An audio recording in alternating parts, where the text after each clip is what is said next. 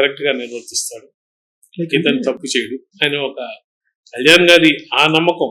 So అనుక్షణం మాకు అదే ఉంటుంది, కళ్యాణ్ గారి నమ్మకాన్ని మనం ఎట్లా నిలబెట్టుకోవాలా. సో ఇక్కడనే కాన్ఫ్లిక్ట్స్ వస్తాయి. అంటే 2 years లో 4 postings వచ్చినాయి సార్ మీకు దాదాపుగా. క్రోనలాజికల్ ఆర్డర్ లో చెప్పగలుగుతారా దేని తర్వాత ఏంటి? అంటే నాకు 4 పోస్టింగ్ రాలేదండి. నన్ను పిలిచినప్పుడు పార్టీలోకి January 12th ఫస్ట్ కలిస్తే April 14th నేను అఫీషియల్ గా party. What is your role sir అప్పుడు? నన్ను ఒకటేమో నేషనల్ మీడియా స్పోక్స్ పర్సన్ గా ఇచ్చారు, రెండోది హెడ్ ఆఫ్ కాన్ఫ్లిక్ట్ మేనేజ్మెంట్ అని ఇచ్చారు. ఈ 2 రోల్స్ ఇచ్చారు. తర్వాత మనం ఈ బూత్ వాలంటీర్స్ ట్రైనింగ్ ఇటువంటి వాటిలో కూడా ఇన్వాల్వ్ అవ్వాల్సి వస్తుంది అని చెప్పారు, కానీ ఆ రోల్లోకి నేను వెళ్ళలేదు. సో నేను పార్టీలో నన్ను జాయిన్ చేసుకున్నప్పుడు ఇచ్చిన రోల్ మాత్రం 2, నేషనల్ మీడియా స్పోక్స్ పర్సన్ అనేది ఒకటి, హెడ్ ఆఫ్ కాన్ఫ్లిక్ట్ మేనేజ్మెంట్.